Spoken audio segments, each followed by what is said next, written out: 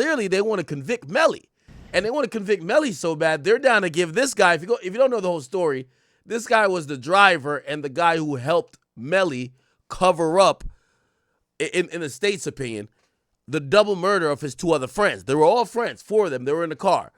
The guy who was driving, Bortlen, he wasn't a part of the crime. But after Melly shot both of the niggas in the car and killed them, he then helped Melly to cover it up. He dropped Melly off at a location that Melly could get picked up and go home. And then he brought the dead bodies, which I think that's the craziest thing. To bring the dead bodies of your friends to the hospital and then lie to investigators that it was a drive-by, yo, that's crazy. Like, my nigga, that's crazy. Anyway, let's get into this a little bit. Side continue to present whatever evidence, witnesses, or testimony they'd like to do before that. So I'm going to pause on the evidentiary portion today. I do want to have a quick conversation with Mr. Henry. I'm going to put him under oath, talk to him about the charges, make sure he understands the maximum possible penalties, make sure he understands the state offer. I think that's something else the defense wants to speak to him about.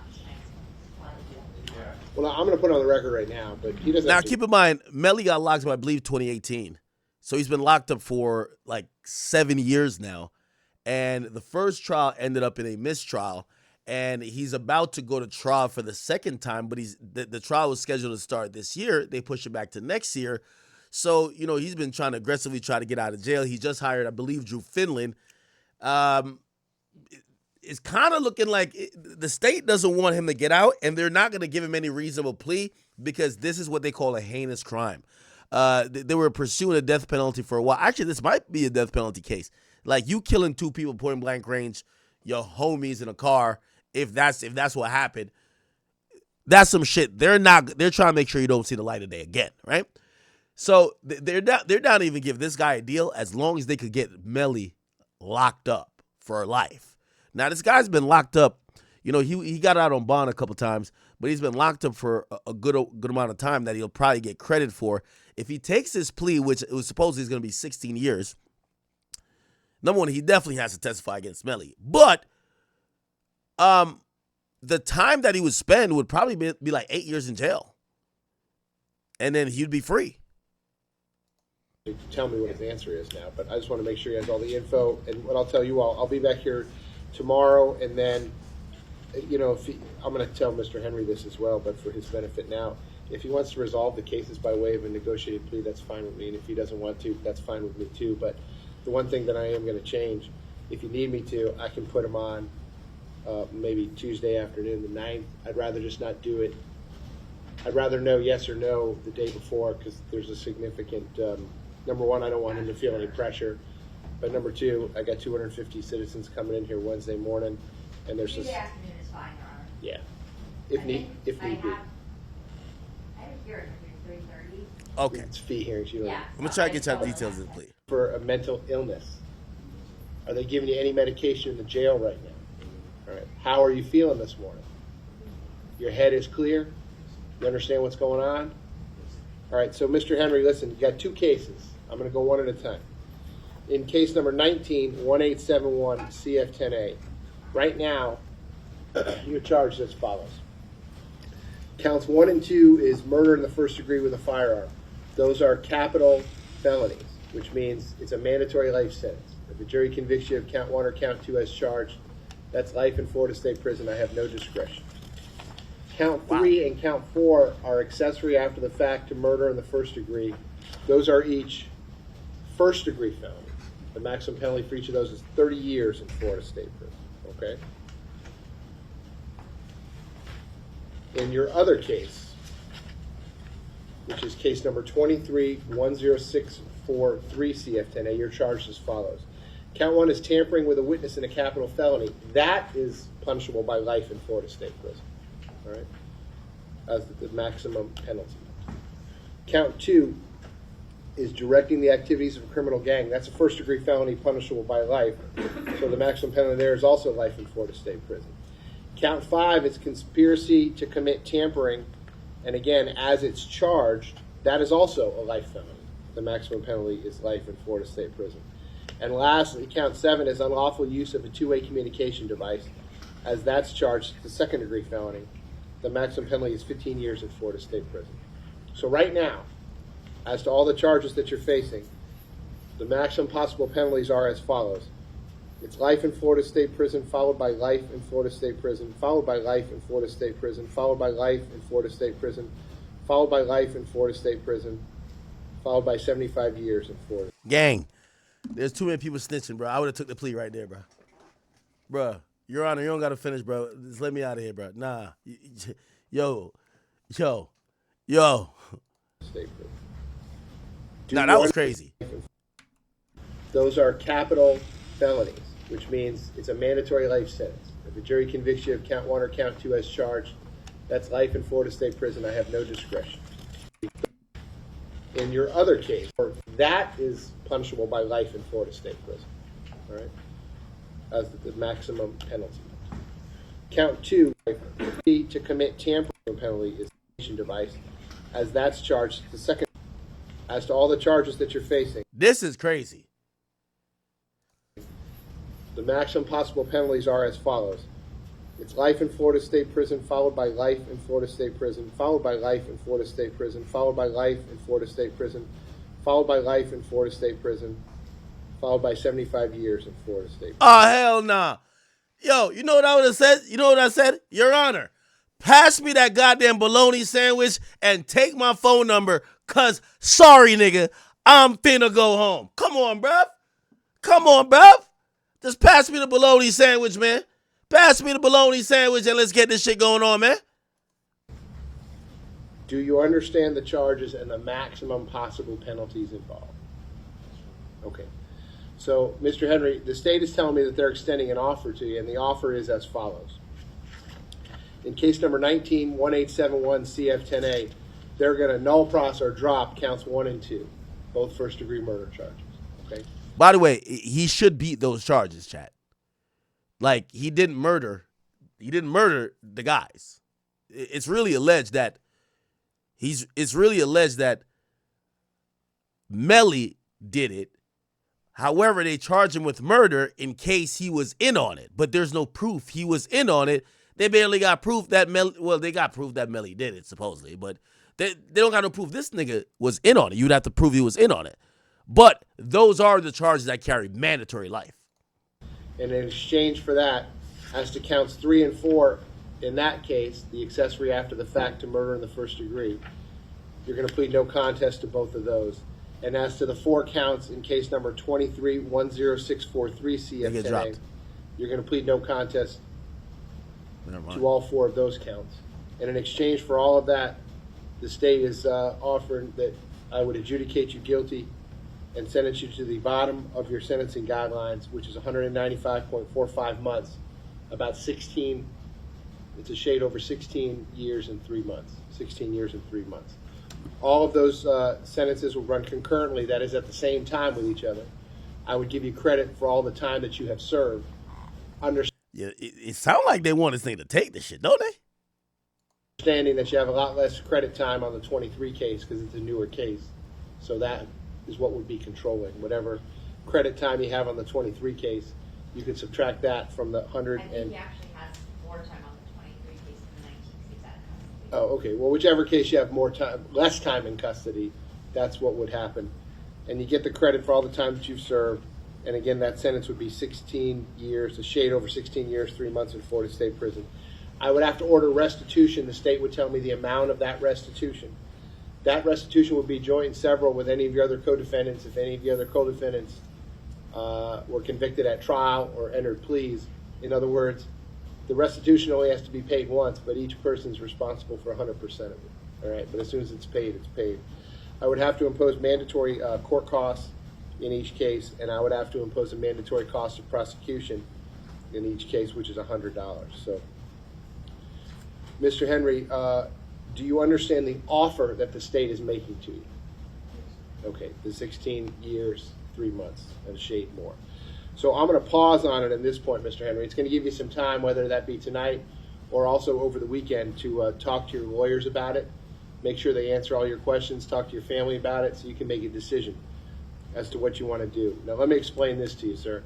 I can't make the state make you an offer, and I can't make you accept any offer. I'm just the referee, okay? This is a business decision between you, your lawyers, and the state. And if you want to accept it and resolve both cases that way, that's fine with me. And if you want to have a trial in both cases, that's fine with me too. It doesn't matter to me in any way, shape, or form. But whether it be tomorrow, when I see you tomorrow, and then Ms. Wilcox, she already has tomorrow at 9 o'clock, that'll remain on. But I'll put them on, both cases as well, next Tuesday, which is September the 9th. Let's just call it 1:30 in the afternoon. September the 9th at 1:30 in the afternoon. We'll call it trial status in both cases. That's when we're gonna have to finish this conversation, Mr. Henry, and you're gonna have to tell me that either that you understand the offer that the state's making, that your lawyers have answered your questions about it, and then you're gonna have to tell me what your decision is, whether you want to accept the offer or whether you want to reject the offer. Mr. Henry, the one additional thing that I like to talk to people who are sitting in this situation that you're sitting in right now and have this conversation is as follows. Judge seemed reasonable, but I do think the judge is pushing for him to take it. You know, most, charges and cases are really resolved by plea deals. And I'm going to be honest, I don't think they have that much on him. I think they do got accessory to murder, but they have to prove the murder first. So it's not like a slam dunk. And I think they're kind of scaring him a bit. They got to prove that Melly did the murder. I don't think that he was involved in, even if we believe the state, he's not involved in the murder. So they gave him these charges to really, fuck with him. But I think he would beat those murder charges. It would be the murder charge of the two guys. I think he would beat it. But accessory to murder, I believe he would be found guilty on if they could prove that Melly did the murder. Because the state's ideology would be you help the murderer cover it up after the fact. But if they can't prove that Melly did the murder, this guy can't be the accessory to the murder they can't prove. So, it's still rolling the die a bit. Just to, he could beat this whole case. It depends on if he wants to, quote unquote, I guess, stay solid. Now, we don't hear about a cooperation type of situation. And because it's a state court, it's not as black and white as that. So this deal that exists, we don't know if there's some other arrangement that is contingent on, right? Now, clearly it looks like it's in front of the judge, so it looks like it wouldn't come with maybe any additional cooperation unless there was cooperation before. But it could have been cooperation, right? It could have been cooperation that's kind of like installed in the deal. We don't know, right? Because, again, for this plea deal to officially go, the judge has to sign off on it, but it has to be put in front of the judge after it's been accepted. And sometimes the prosecutor will be like, well, we got to see that you satisfactorily dealt with the stipulations as per the deal, which means you're going to tell. Like, for example, the guy Cornelius Smith in the Dolph case, he has a plea deal that's sitting on the table, right? We don't know the details of that plea deal yet, but he has that plea deal, but that won't get signed off or even offered to the judge until, well, it's going to get done now because everybody went to jail or it got acquitted. Hernandez Govan got acquitted, straight drop, went to jail. This tells me there might not be cooperation, but you can't rule it out because the judge is saying you have until tomorrow and this deal is no good after that, supposedly. The reason that I'm doing this is because I want the record to be clear what the state's offer was and the record to be clear that you understood it and that you had enough time to talk to your lawyers about it. You had enough time to talk to your family about it. You weren't under any pressure to make a decision, whatever you thought was in your best interest. Because it goes kind of like this. And I'm sure your lawyers can speak to it better than I can. If you accept the state's offer, that's fine. And again, if you don't accept it, that's fine too. But if you don't accept it, and one of these trials doesn't go your way, and you end up with life in Florida State Prison, which is a mandatory sentence on a lot of these counts. Usually, people in that situation, then they'll file what's called a motion for post-conviction relief, and they'll say, "Hey, Judge, my lawyer never told me. I didn't know that I could resolve all this for 16 years and 3 months. And if they would have told me that, I would have done it. And now I'm sitting here with a life sentence." So that's the reason I'm having this conversation now. So the record's going to be crystal clear on that issue. If it doesn't go your way, that argument's not going to be available to you to come back and say, "Hey, my lawyers didn't tell me about this," or "I didn't know about this." So that's why I'm talking to you about it now. So, Mr. Henry, do you have any questions for me about the maximum possible penalties involved or what the state's offer is to you as we're talking about it right now? Okay. All right. So I'm going to pause on that part of the conversation, and we'll finish that other part of the conversation either tomorrow or next Tuesday afternoon. I'm going to leave you on for tomorrow, all pending motions, which is September the 5th at 9 o'clock. To the Memorial Miramar Hospital. It was the morning of the 26th. 7 a.m. October 26th, 2018 morning. Yes. And what, if anything, was the call that you received? I believe it was very generic. Couple dead bodies at the hospital being dropped off by a friend. And just so you know, I don't get into great details when they call me out when I'm asleep, because most of the time early information is not accurate anyway. So that's all I had, is some semblance of what was going on when I headed to the hospital. And you specifically do that. You don't know too much so that you can get there and perform your own Yeah, investigation. exactly. And let me kind of ask you, at that point in time, what was your role with the Miramar Police Department? I know you were a homicide detective, but were you kind of stepping back a bit because you were getting ready to retire? Yeah, kind of internally within our team. We know when people are about to retire, and we try not to put them in really important positions in homicide as they get close to retirement for reasons like this. 7 years later, Yeah. come back to court. Yeah, retired. And so, but yeah, I was definitely taking a back seat on a lot of things. I think that my saying was, I don't want to interview the shooter. I don't want to find the gun. Excellent. I don't want to interview the shooter. I don't want to find the gun. So what was your role when you arrived at the hospital to do with Portland, Henry? We were trying to locate the scene of the crime. Why were you all trying to locate the scene of the crime? Evidence, video, hard evidence, video, anything we could. So also, we want to make sure it's in our jurisdiction. That's like an important part. But no, we're just trying to determine where the crime occurred. At the time when you drove to Portland, Henry, was he a suspect in this case? No, he's a victim. You all at that point believed he was a victim of this drive-by shooting? Yes. So when Portland Henry got into your car, what kind of car were you all driving? It would have been a detective car. I'm not sure if. An unmarked. So basically, he drops off the dead bodies at the hospital. The police show up. The police is kind of hearing him say, "Yo, these guys shot at us. They killed 2 of my friends." And the cop basically says, "Yo, where did y'all get shot at?" He tells them a story, and the cop says, "Okay, get in my car. Let's go to the place that this happened at," right? So they're trying to find the crime scene. Unmarked, yeah. Would there be any cage in the back or anything like that? No. Do you recall where in the car he sat?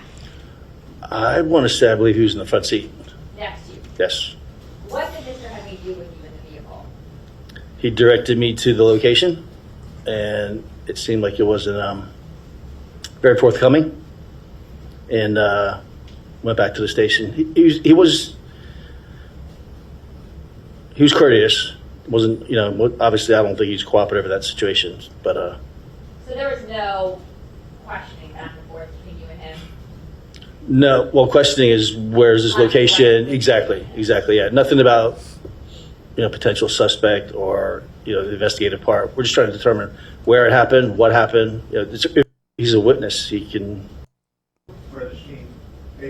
Okay, so it looked like, I don't know when they added these murder charges to him, because I know he had accessory for murder, but it looked like they've added the murder charges, and looked like this is a preliminary hearing for this. So I don't know. We'll see. All right.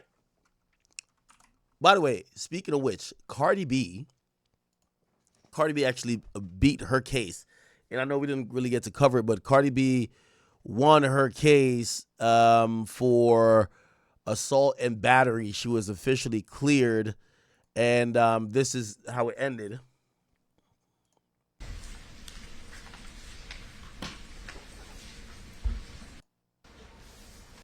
Those 1 through 50, inclusive defendant. Case number 20 STCV 07031. Verdict. We, the jury, in the above entitled case, answer the questions submitted to us as follows. Section A, assault and battery. Question 1. Did plaintiff Imani Ellis prove all of the following elements of battery? 1. Defendant Belcalis Marlenes Almanzar, Ms. Almanzar, touch Ms. Ellis in the intent to harm or offend Ms. Ellis.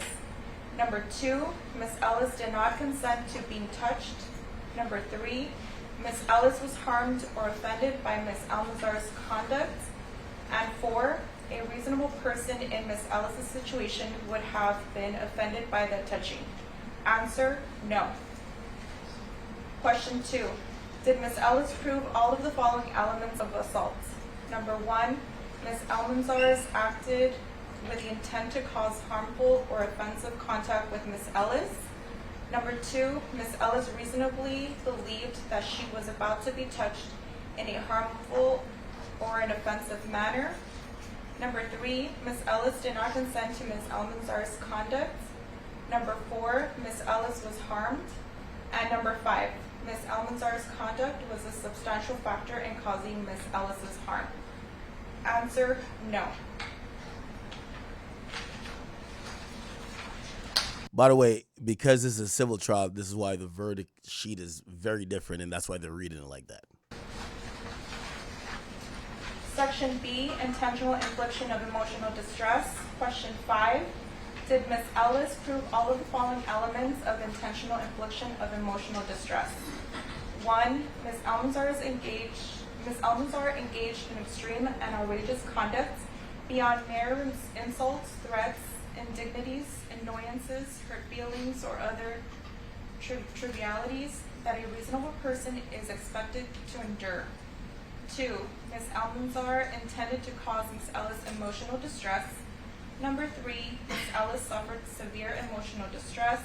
And number 4, Ms. Almanzar's extreme and outrageous conduct was a substantial factor in causing Ms. Ellis to suffer severe emotional distress.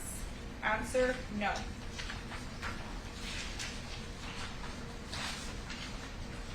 Section C, negligence and contributory negligence. Number 8, did Ms. Ellis prove all of the following elements of negligence? Number 1, Ms. Almanzar was negligent. Number 2, Ms. Almanzar's negligence caused Ms. Ellis to suffer physical harm rather than only emotional distress. And 3, Ms. Almanzar's negligence was a substantial factor in causing Ms. Ellis's harm. All right, Answer, Jesus, no. like this shit is long. All right, is it in which full jury? Signed this date, September 2nd, 2025, by foreperson George Uloa, number 3. All right, is it in which full jury? Yes, Your Honor. All right, let me ask the foreman, was it unanimous as to all the questions? Yes. All right, so the question that the clerk is going to be asking is, was it unanimous as to all questions? Question 1, Or just all questions? as to all questions? Was it Yes. unanimous? Was it unanimous? Yes. And then go through each of the jurors. Was it unanimous? Was it unanimous, juror number 1? Yes. Pretty much, they've again in civil court, not criminal court. It's not about like necessarily guilty or not, because it's not beyond a reasonable doubt. It's the preponderance of the evidence. So usually when they discuss civil allegations is, are you liable for, like, for example, somebody slaps me, I would sue the person for slapping me or injuring me or battery or whatever. And the way the jury would look at it is not if you're guilty of slapping me, right? It's, are you liable for the injury I received? Which civil cases are very interesting because you could actually be found liable for something you didn't do. And that's kind of a risk in civil law or civil cases, period. because it's not, do you believe, again, you even hear one of the questions is, do you,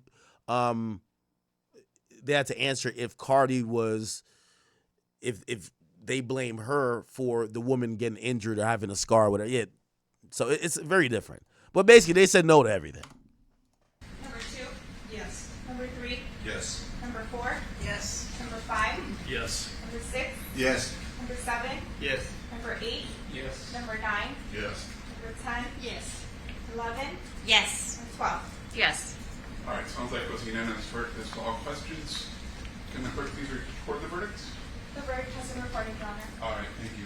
Ladies and gentlemen, thank you for your time and dedication to this case. I know that you've paid a great deal of attention throughout the matter, which was especially evidenced by the questions that you did submit. I want to thank you for that time and attention. By the way, the opposing lawyer for the plaintiff clearly was like some rookie who took this on contingency, hoping to get a big payday. They sued for $24 million.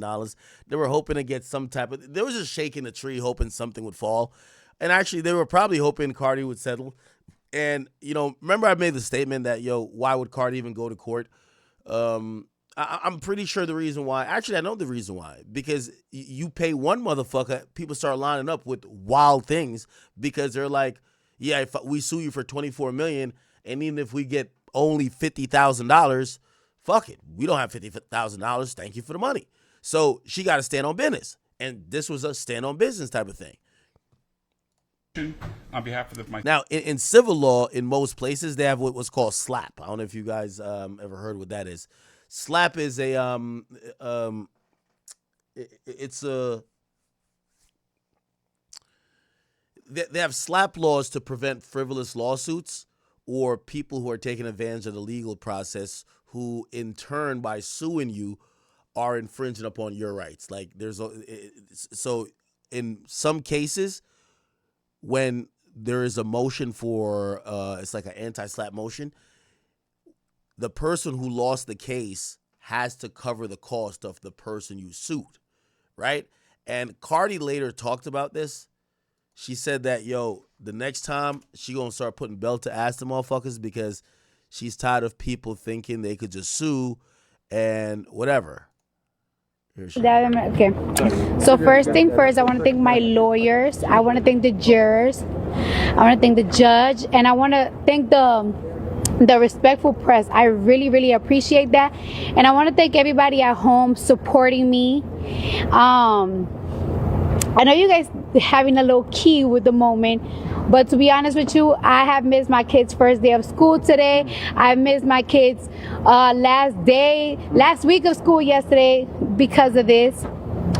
And I'm not even playing around.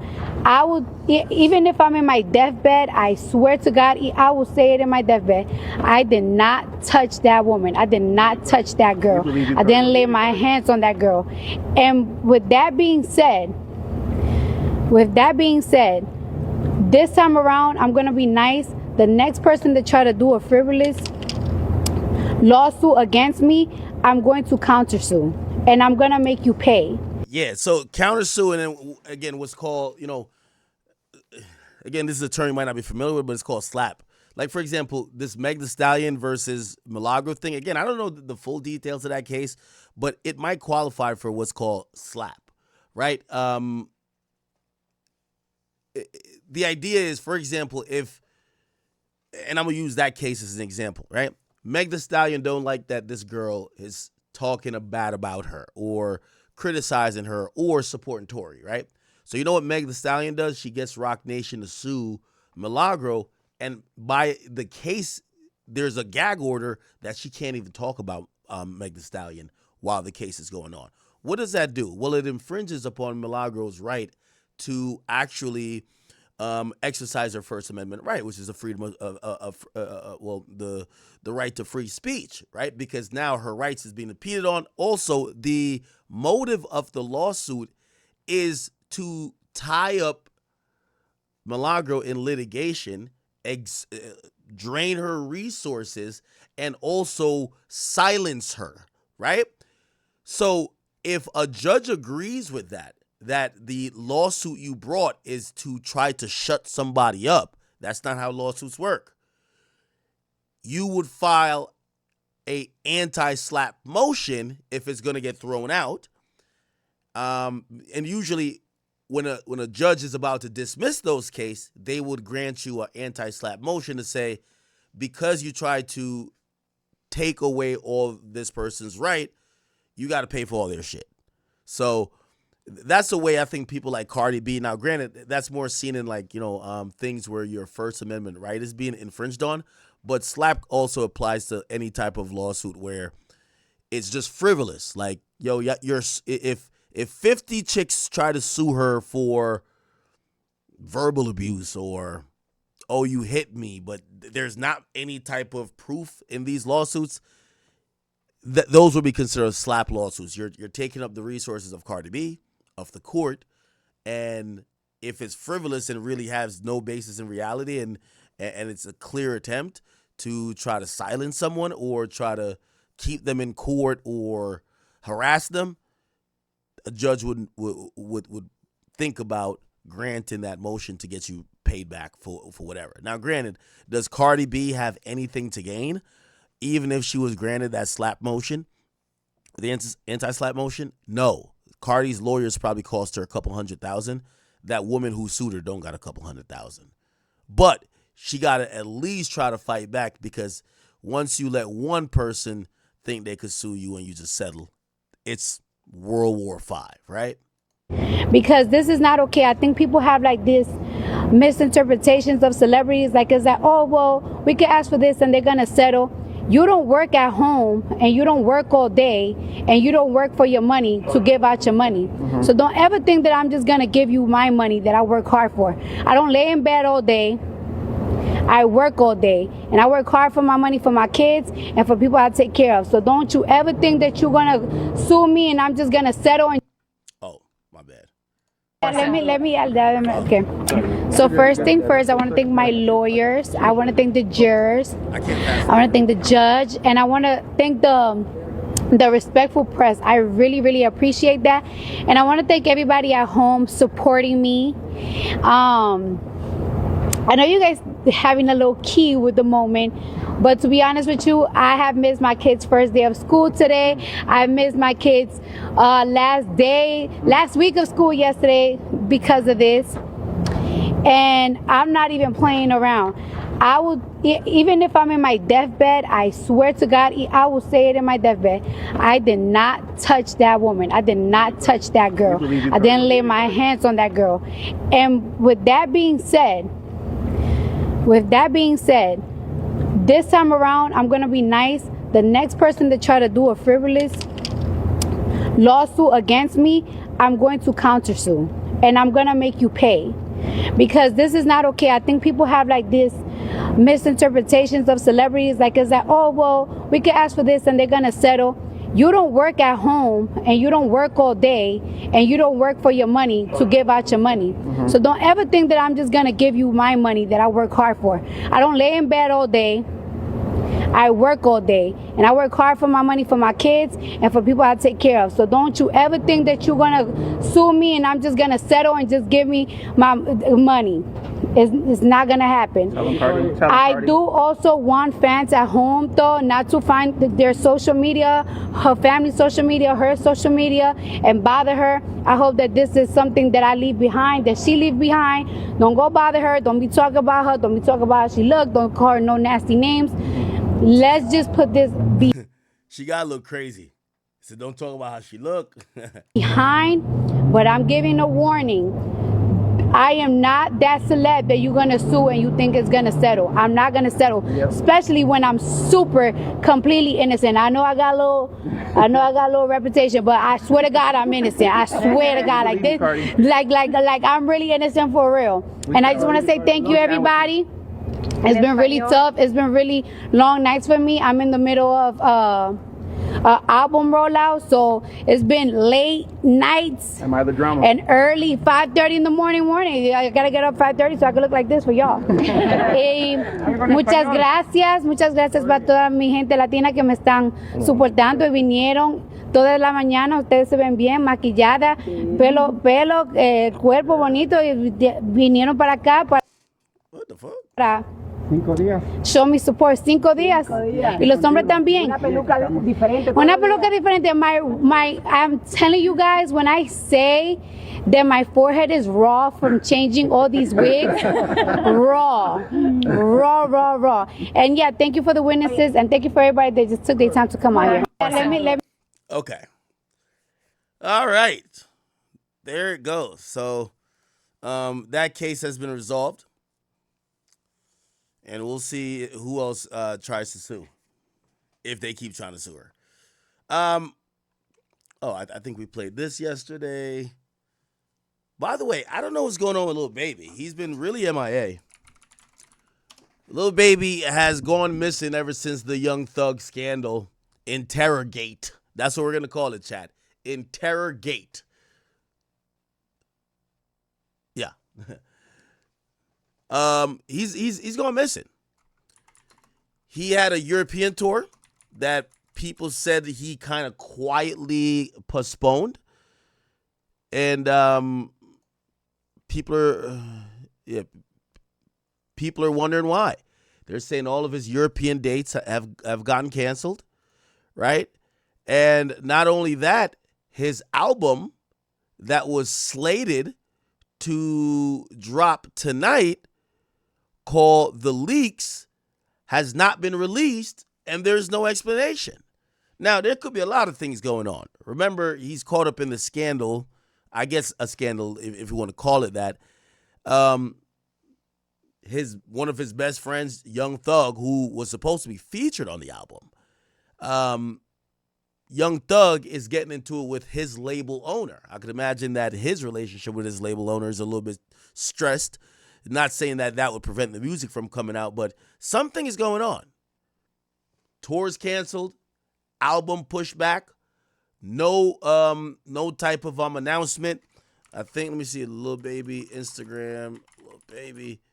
I don't even believe that he has a update on here about when it's gonna come out. He says, I know, even though I never said the album dropping on the 15th, which, by the way, it was rumored to drop on the 15th. It never dropped. It got moved to today. It was supposed to drop an hour and a half ago. And, maybe it does drop eventually tonight or today, but it has not dropped yet, and people are wondering what's good. By the way, yes, Young Thug was going to be featured on it. That we did hear rumors that maybe he would be taken off. Not too sure if that would be because Baby wants to take him off, or maybe Young Thug is like, yo, I know right now it's hot for me, take me off. Regardless, something is going on. Tour canceled. Music didn't come out. I don't know, okay? I don't know. Hopefully the Young Thug interview I think is coming out tomorrow will give us a little bit more clarity on what's going on and maybe even tell us what's going on with Baby. But I don't know. He's going missing. He's going missing. We'll figure it out. Okay. Let me see. All right, so that didn't come out. Let me see what else is going on. Oh, wow. 59-year-old Mike Tyson is going to fight a 40-year-old Floyd Mayweather in an exhibition boxing match in the spring of 2026. This is actually surprising, but not that surprising. I think Floyd struck this deal as soon as he saw Jake Paul and Gervonta Davis do their deal, which, if you don't know, is rumored to be like a $100 million deal. Jake Paul, Gervonta. And I think that's where boxing is at right now. Boxing is at the place where, hey, why even really have to train diligently for these fights in your weight class? Like, I think people want to see him versus, Shakur Stevenson? That's his name? But Shakur is just not a household name like that. There's no pizzazz. There's no star power. So it might be a good fight. However, fuck the fight. It's about the money for these guys. And reportedly, in this $100 million fight purse, he's going to be taking home $40 million, okay? $40 million for fighting Jake Paul, and Jake Paul's going to be taking home $60 million. You see how boxing has gotten to this point where it's like, why actually do fights that, you know, would be super competitive or whatever, like, you know, they're building up these ranks and these belts. Fuck the belts and all that other shit. You know, notoriously, Floyd said this: legacy don't pay my bills. Because people were like, why don't you fight this person this time? Legacy don't pay my bills. I fight the shit that makes sense, and the shit that make dollars make a lot of sense.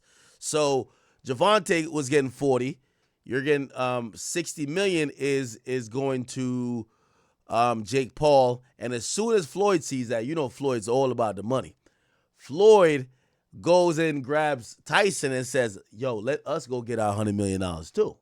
Okay? Me and you fighting. So now we don't know that'll probably be something. I think this one's on Netflix, the Javante one. Maybe this rolls up on the Netflix as well. And maybe they could pull the same amount of money. I think they should be able to pull more, honestly. They should be able to pull more. So Floyd, once again, figures out a way how to get an astronomical bag while people think that he's broke or whatever the case is. Clearly, he ain't that broke, all right? Clearly, he ain't that broke. He posted up, it says, I fear no man but God. Let's get it. 2026, it says signed. Right now, it just says Mike Tyson Promotions and Mayweather Promotions. There's no promoter in this. They don't need one. And we'll just see what platform this kind of comes out on, right? It's a special exhibition. By the way, if Floyd loses, doesn't affect his record. If Mike loses, I don't even think they care about a winner and a loser particularly. I think we just want to see both of these guys. And this is almost like a paper. It's like a fantasy matchup. Obviously, they're past their prime, but it's a fantasy matchup. You would never see this regularly because this is a heavyweight, and I believe he's a is it just a lightweight? I think it's a heavyweight. So Cardi B is currently in court right now for allegedly saying rude things to this lady and scratching her on the face. What Axe said is 100% true. Cardi should just gave this lady 75K and call it a day, bro. Like, now you're gonna have to spend weeks in court. Every day Cardi goes to court, she has a new look. Cardi said she spends $3 million a month. On what? I don't know. It might be real estate, it might be I don't know what, but I'm hoping she makes. You spend $3 million a month, I hope she at least make 4 back. So, hey. And by 4, I mean 4 million in profit, so 7 million a month in profit. But hey, it's your boy Big Act News. Very, very crazy. Make sure you like, comment, subscribe, and let me know what you think is gonna happen in this case.